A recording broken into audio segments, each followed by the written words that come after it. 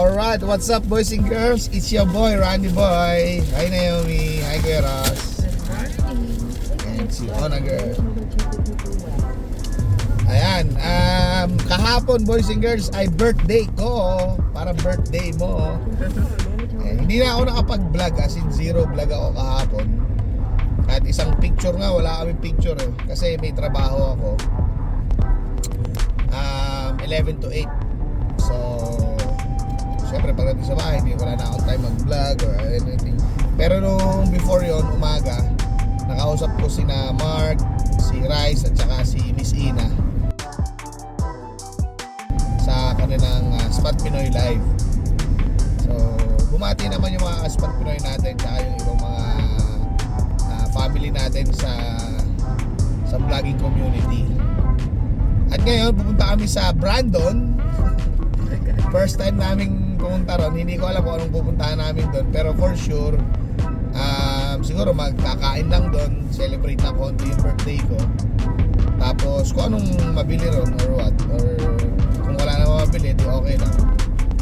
So itong road na to ay papuntang Brandon. Ang layo pala noon, 150 kilometers away mula dito. Parang Winnipeg na rin kasi ang travel time niya 1 hour and 43 minutes. Sa Winnipeg from here 2 hours and 20, tama? 2 hours and 20 minutes. So almost the same na rin siya yung Brandon. And yung Brandon ay smaller city yata sa Winnipeg. Hindi ko pa kabisado, no?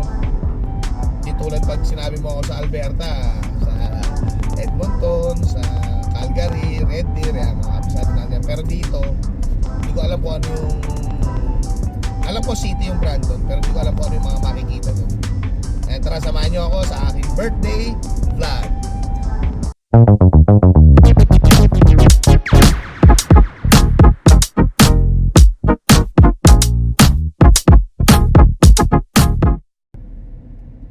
Ayun, may lake kami na dadaanan. Hindi ko alam kung anong lake to.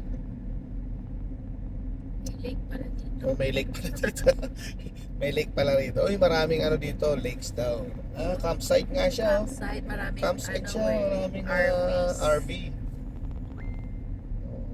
Ano ba pangalan nito?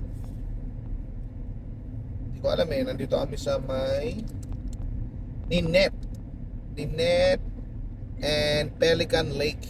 Ayan, Ninette and Pelican Lake. Pelican Lake. Oh, ang laki niya. Sayang di kumano kasi nasa harapan lang yung camera, no? Ang laki. Parang siyang Lake Louise, mahal. No?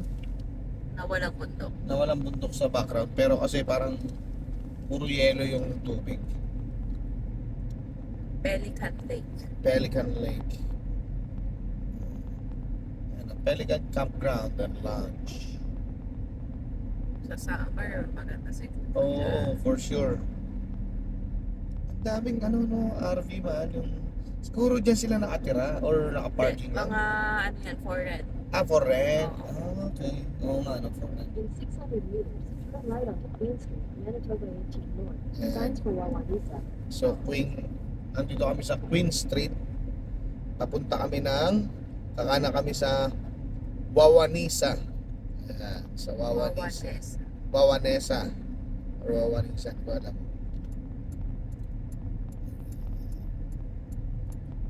Take the next right onto Queen Street, Manitoba 18 North.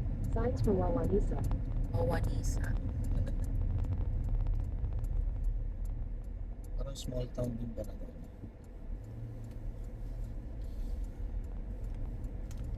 Ayan. Continue on Manitoba 18 North. Puro lupa yung daan. Maganda kasi syempre since town siya, in-sprayan siya ng lupa para hindi madulas. Kanina medyo naramdaman ko nag-slide kami ng konti dun sa isang part lang naman. Kaya nagbagal ako. Dito na kami sa may Brandon. Ayan, Walmart yung pinin ko. Dahil wala naman kami pupuntahan. So, at 11 na. So, kakain muna kami dito sa Dikin. Alright. Oh, mamaya pa yan. Number 20 na yan. Kainan na boys and girls. Order ko mushroom burger. Yung na-order ko. Yan. Guys. Okay. Ano pa? Dalawa na burger. Isa lang. Isa. Oh, isa lang. Saka tissue. Tissue. Okay, very good. Lagyan mo yung papel dito.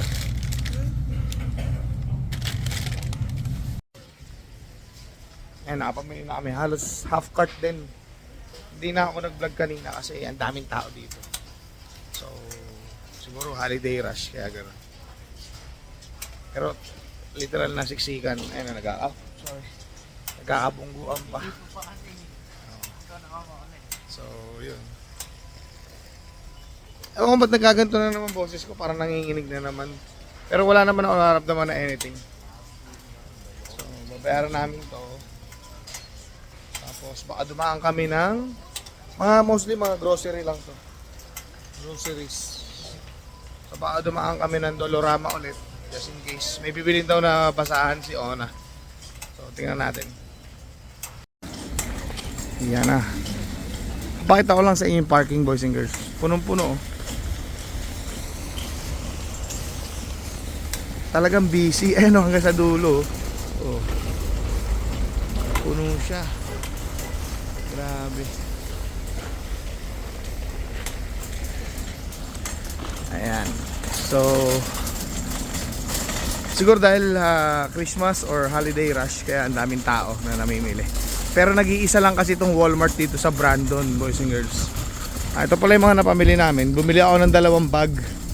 Mahal, $2.97. So $3 din isang bag. Tapos makikita mo, pakalat-kalat lang yung ganyan. Sana nagdala na lang tayo, no? Eh, hindi rin naman namin in-expect na ganito karami bibili namin. Kaya bumili na rin kami 2 bag. So yun, hindi namin alam kung saan kami pupunta susunod. May titingnan lang kami dun sa Dolorama kung may mabibili. Yeah. So, tara. Ayan, nakapamili na kami.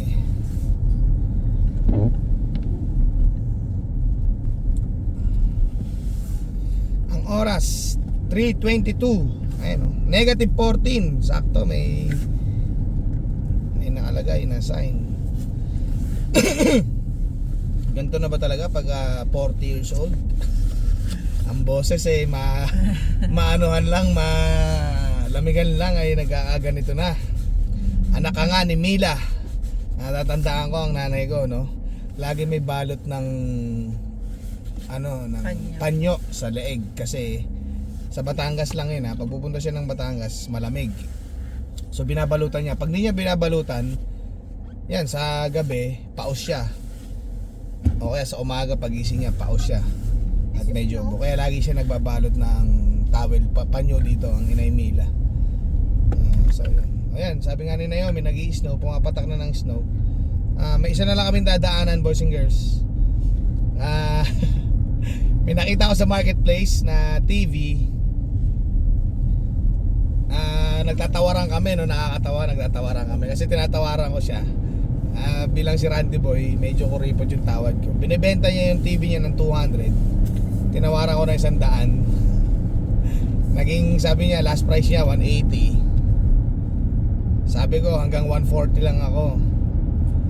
Tapos sabi niya, sige 160. Sabi ko, sorry, hanggang 150 lang ako. Nagpaliwanag siya ngayon. Sabi niya, smoke free, pet free, bla bla bla, kung ano pa. Sabi ko kasi yung $10 pwede ko na maibili ng kalahating manok na chicken, ano. May reason naman ng kanya siya.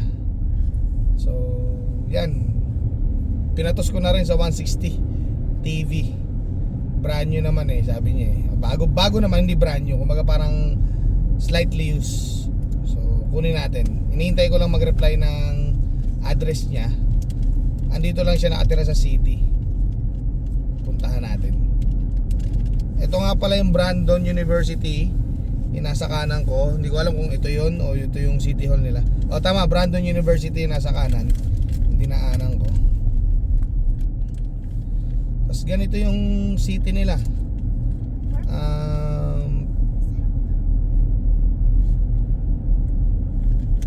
ice nasa gilid. Ayan. Medyo traffic din kasi syempre maraming tao. Ganun. Alas 3 na siguro uwian na nung iba. So ito po ang Brandon. Ano pa bang ano? Ewan ko, nakikita nyo may mga pumapatak na yelo, no? Makakapal yung patak ng yelo niya. I take the remote. Okay, you can see. Ross, you can move the. See, we're just doing some groceries. Alright, yeah, you got the money, right? So ito na siya, boss. Nakuha na natin. Problema, hindi siya kasya kasi kaya kailangan ganito siya. Kaya kailangan ko ng table mo, labas ka dito. Ayan na, nakuha na natin. Dressing pa namin sa taas. Sabi niya para daw may comfortable. Kasi sabi ko, sige, I trust you, walang sira. Sabi niya, halika rito. Para makita mo. So pinakita sa akin, nandun siya sa baba. Head east on Durham Drive toward Parkdale Drive, then turn left onto Parkdale Drive. Ngayon naman ay ang dulas ng daan. Continue on Richmond Avenue for 1 kilometer. Pagliliko ka ng todo, pumapalo yung puwet mong ganun. Sabi ba yan sa akin, kung may sira yan, alam mo naman yung bahay ko, alam mo yung room number ko kasi room number sa loob ng bahay. Yung apartment niya parang kinakuya rin din. Ganun siya. May bagong bili silang TV, pinakita sa akin. Less than 1 year pa lang sila. So yung TV ko, less than 1 year pa lang din. Bili nila, kaya hindi daw nila mababa ng 150. Tatlo na yung TV natin, bakit? Ako nga na tatlo. Dalawa nasa Alberta, isa sa ano, isa dito. Ito naman marketplace lang. We'll see, pagka nagagamit na ni Naomi. In 300 meters, turn right onto 20th Street.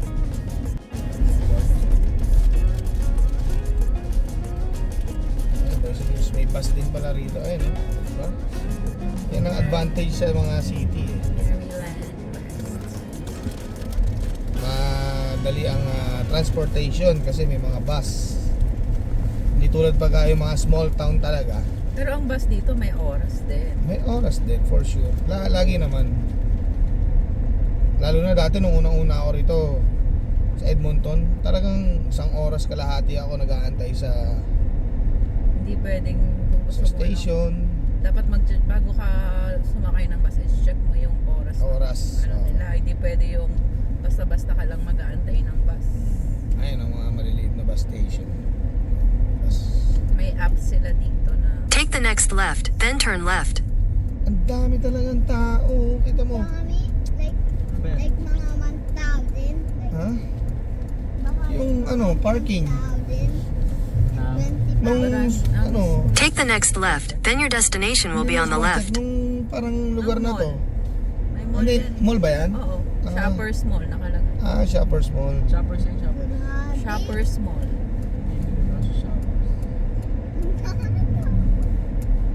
yun. So kung gusto makita ng maraming tao, mag-travel ka ng 1 hour 45. Grabe talaga yung parking niya, boys and girls. Puno, oh. Tamo, oh. Like parang 1,000. Nandito silang lahat, guys. Hindi, ah. Your destination is on the left.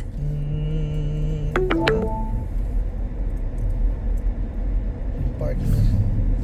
Baka mamaya, mawala yung mga dami. Parada muna tayo, boys and girls. Shoppers Mall pala to. Yes. Hindi kaya ko ganun. hindi ko siya Hindi nakita. mo nabasa. Hindi ko Nasa nabasa. likod nakalagay. Shoppers. Ayan, there. Ayan, oh. Ayun din, oh. Shoppers.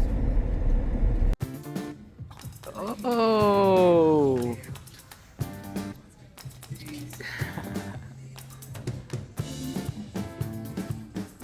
Oy. Wag mo na.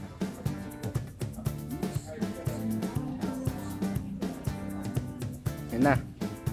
Uy. Game time.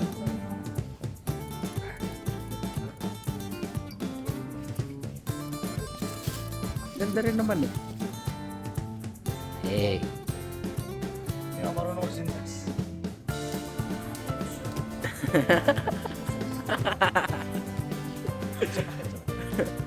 Pareho ba? Pre. Nakasail kasi dito sa sport check, boys and girls. Pero pipilian ko kung itong, pakita mo yung ano, yung Ayan. Yanis. Ito. Or ito. Ayan, yung isa. Rebook. Ay. Ito. Asan yung isa? Ito. Yung kay Angel Reese. Kaso walang size ni Angel. Ito. Kay Lamelo Ball.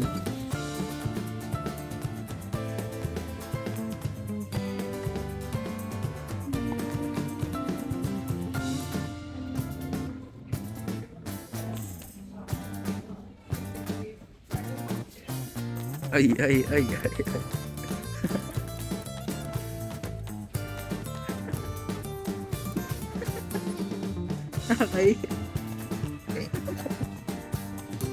Ganda ba?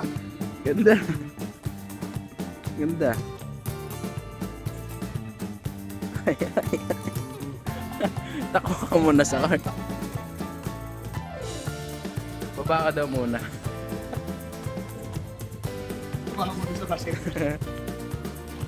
Siyempre si Ona Girl naman tumitingin ng boots kasi sobrang taas ng mga yellow rito sa Manitoba. So naka-sale po yan, ano? Hindi po yan yung ayan po siya. Masikip siya? Hindi. 9 yan? Ay, masikip. Masikip siya sa 9. So gusto mo 10? Try? Pero okay ba yung design sa inyo yan? Yung isa. Ayan na, pinagkakatalo na lang kung anong size. 9 or 10 kasi yung pinaka-size talaga niya is 8.5. Medyo masikip. Si Kuya Ross. Tapos, grabe naman to si Ross, no?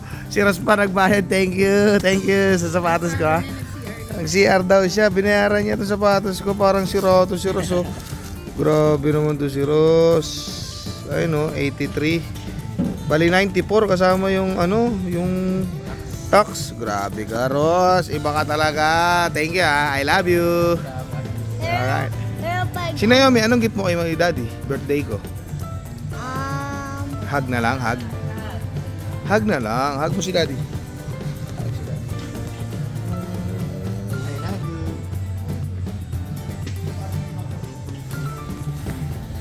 Ayan, nandito kami ngayon sa food court. Kakain kami. Ito yung food court nila.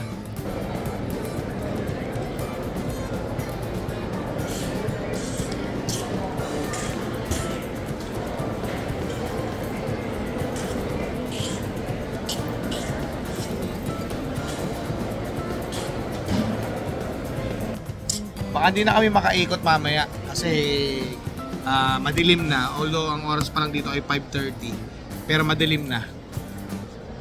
Yun, nakabili kami ng sapatos. Yung sapatos, thank you Ross, ha. Nagulat ako, binayaran talaga niya. Salamat boy. At si Ona, nakabili siya nung sapatos. Pero nagustuhan niya yung isang tatak, yung Sorel. Tinanong din namin doon kung anong magandang brand talaga. Is yung Sorel talaga. Safety talaga siya sa winter. Tapos, bumili si Ross ng sapato, ng bola, na pang basketball. Yun, naka-sale yun. Ako na nagbayad nun. Tsaka medyas. Medyas naman, 6 kaya sabi ko, hati na kami ni Ross. So, yeah. Yun ang mga nabili namin ngayon. At ngayon, magdi-dinner kami dito bago bumiyahe pa uwi ng Crystal City.